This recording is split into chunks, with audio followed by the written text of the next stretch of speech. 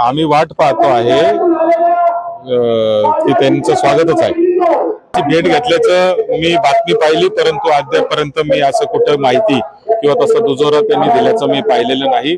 परंतु मी एकच सांगेल की पवार साहेब या राज्यातले ज्येष्ठ नेते आहेत, एक आदर्श स्थान त्यांना सगळ्या राज्यामध्ये सगळ्या राजकीय नेत्यांमध्ये सामाजिक नेत्यांमध्ये असतं आणि म्हणून त्यांची भेट घेतली म्हणून लगेच पक्षातच गेले असतील असं मला वाटत नाही। नाही, आता जो त्याचा तो प्रश्न ते उत्तर देतील, परंतु मला एवढंच माहिती आहे की पवार साहेब असतील किंवा कोणत्याही राजकीय पक्षाचे ज्येष्ठ नेते असतील त्यांची भेट घेण्यामध्ये कुठेही गैर नाही। सध्या शिक्षण विभागामध्ये आली लहर आणि केली कहर अशा पद्धतीने ज्याच्या मनात जे येईल त्या पद्धतीचे धोरण आणले जातात। रात्री यांच्या मनात येतं आणि उद्या सकाळी त्याचा जी आर निघतो, त्याची अंमलबजावणी कशी होणार आहे, त्याचे कोणाचं नुकसान होणार आहे, त्यांनी कोणाचा फायदा होणार आहे याची कुठलीही चर्चा सरकारच्या जी आर मध्ये दिसत नाही। आणि म्हणून छोट्या शाळा बंद करण्याचा जी आर असेल किंवा वेगवेगळे काहीतरी स्कीम असतील, नवनवीन योजना असतील, या आणून शिक्षण सोडून बाकीच्या सगळ्या गोष्टीकडे लक्ष शिक्षण विभागाचं आहे असं माझं मत आहे।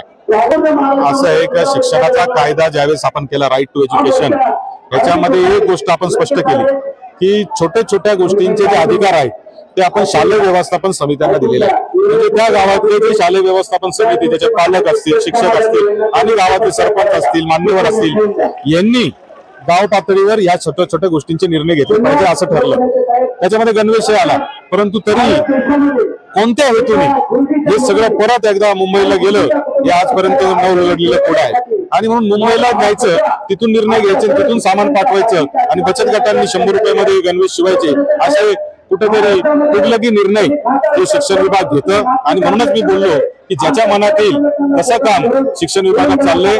परंतु मला आपल्या निमित्ताने एक सांगायचंय, यांनी नुकसान या शिक्षकांचं पण होत नाहीये किंवा यांनी नुकसान त्या शाळांचं पण होत नाहीये किंवा सरकारचं होत नाहीये, शालेय शिक्षण विभागाचं होत नाही, यांनी नुकसान या देशातल्या भावी पिढीचं होतंय। एक भावी पिढी बर्बाद करण्याचं काम, एक फार मोठं काम शिक्षण विभाग करतोय। असं आहे की कपड्यांच्या बाबतीत मी टिप्पणी करणार नाही। स्कर्ट असो नाही तर कोणत्याही प्रकारचे कपडे एखादी मुलगी घालून आपल्या समोर आली तरी तिचा सन्मान करणं, तिची इज्जत करणं, मला असं वाटतं की ही आपली जबाबदारी आहे। शालेय शिक्षणामध्ये या सगळ्या गोष्टी, महिलांचा सन्मान कसा करायचा, अहो हे राज्य छत्रपती शिवाजी महाराजांचं राज्य आहे, हे शाहू फुले आंबेडकरांचं राज्य आहे, अहिल्याबाई होळकरांचं राज्य आहे, सावित्रीबाई फुलेंचं राज्य आहे, झाशीच्या राणीचं राज्य आहे। या राज्यामध्ये एखाद्या महिलेकडे वाकड्या नजरेने पाहणं हे संस्कारच कसे आले हा खऱ्या अर्थाने माझ्या समोर प्रश्न आहे। म्हणून बदलापूर सारख्या घटना जेव्हा घडतात तेव्हा मी त्याच्याकडे राजकारणाच्या पलीकडे बघत असतो।